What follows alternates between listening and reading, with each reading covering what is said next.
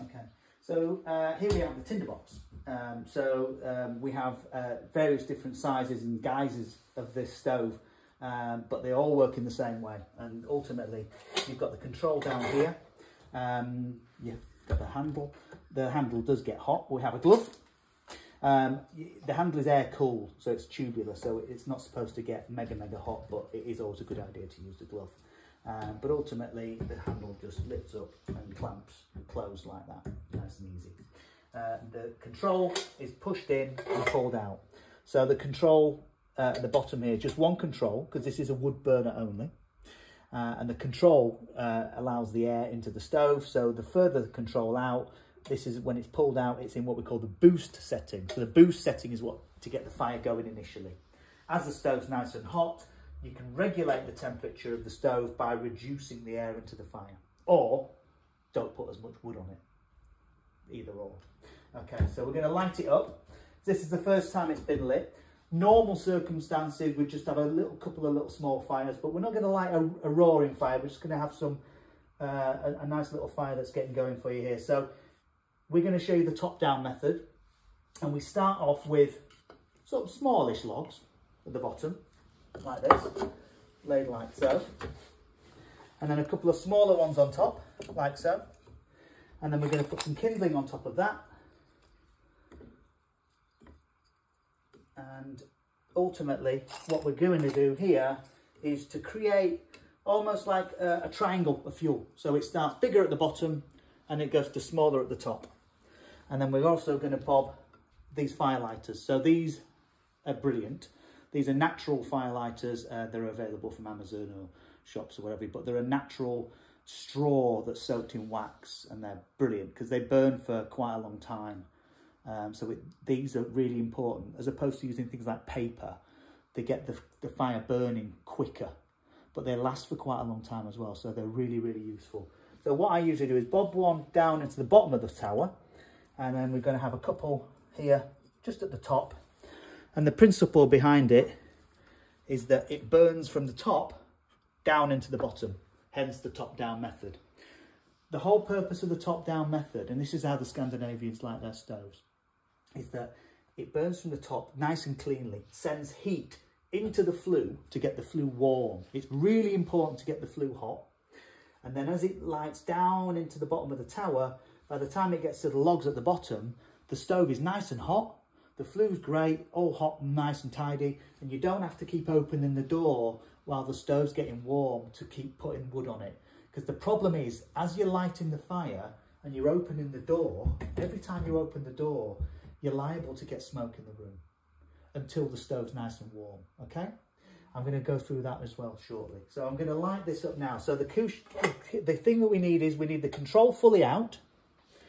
And the control is the main control, but we also have the door. So as you open and close the door, you can actually just leave it on the latch like that. So it won't swing open, but it's just slightly ajar, and it just helps the air going into the fire, just to get the fire going. Does that make sense? Yeah? So I'm going to light this now.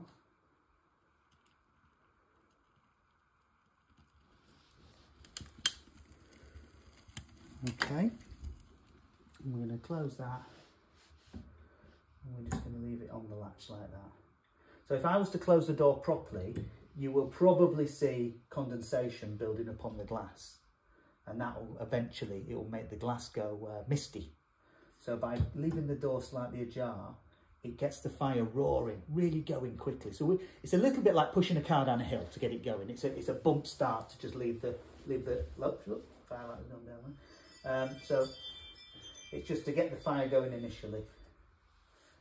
I'm going to light that, just put that one over there with a bit of kindling. This is just falling off. There we go. Okay. So as we're getting this going, I'm just going to explain a little bit about cleaning. Okay. So the stove itself, don't ever put anything wet on it, wet cloths or moisture or anything like that.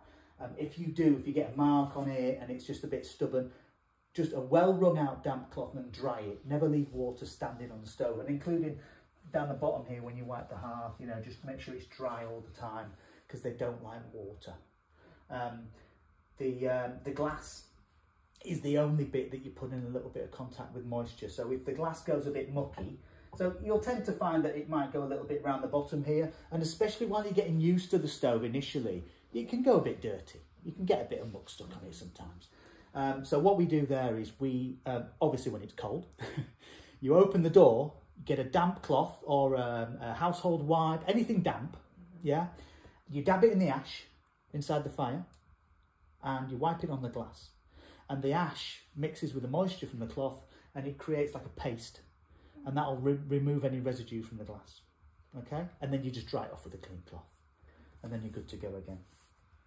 So you see there's a little bit of condensation. So what we're trying to do now is just build up the heat inside the fire. We're just going to try to build up the heat a little bit.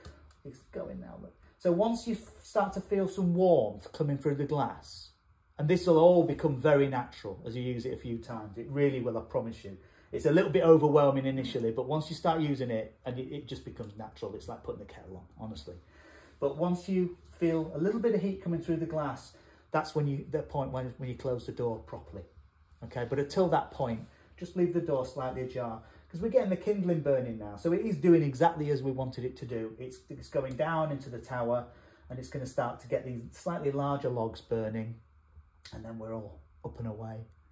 So I'm going to close the door now, because I can feel just that little bit of heat coming through. If during the night you put a log on and it just sort of struggles to burn, it struggles to get going, it smoulders. We don't want smouldering, we want flames, okay? If that's the case and you put a log on it and it just sort of struggles, just back up a stage, just crack the door, and you'll see how much it roars when you just crack the door a little bit. See the difference there? Look at that. Huge, isn't it? Yeah. And then close the door again, and then we're away. Look at that. Beautiful. So at this point, you do not touch this at all until you've got some real proper heat. Now, the good thing with you is you've got your thermometer. Really good addition. Some people find it really useful. Other people, they can just go, well, my stove's hot now. I think they're a really good idea.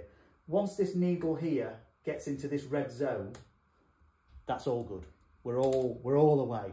At that point there, once you get to sort of the first part of the red, that's when I'd start thinking about turning your control down a smidge. Okay, until that point, I'd just leave that open, okay? But this is absolutely the perfect way of lighting it. Now, next time you light the fire, the ash from today will be at the bottom of the fire. Leave it there, okay?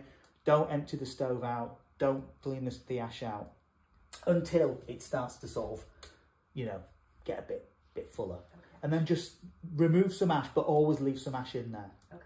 The ash helps the wood burn better. So this is the hardest fire to get going, the very, very first one, because nothing's been used before. It's brand new, it's completely empty. When you light it next time, it'll be a lot easier. Not that it's difficult, is it? It's straightforward, especially when you get this incredibly useful video. So, couple of little tips. As I said before, when you put a log on it and it just sort of struggles, just crack the door. I mean, the difference when you say it's amazing when you do that. The other thing is, when you open the door, really important tip. Classic thing is people open the door, put a log on it and close the door. But while you open the door, you suddenly get a big rush of air going into the fire and the fire smokes into the room. So when you open the door, let it catch up, then open the door, then put your log on it, then close the door again. Okay, so always just crack the door and then open it. Never open it like that, because you see you've got a little bit of smoke in the room then. So really important not to do that. Okay, and that's it. The first time you have a proper fire, the first real hot fire that you have, you will get a bit of a smell off the stove. Completely normal, totally expected. And the paint obviously on the stove is a fireproof paint, and it's got to go through what we call a curing process. So the curing process ultimately means that the paint has to get ever so slightly tacky, and then the heat bakes the paint on solid. But that process for that first hot fire that you have is going to smell a little bit. It might set your smoke alarm off. I would usually suggest you open your window to ventilate the room. Okay, once you've got that proper fire out the way, you'll get a little bit from this one. But once you've got your first proper fire out the way, then you're good to go. Okay. Okay? And there we have it. Okay? All good.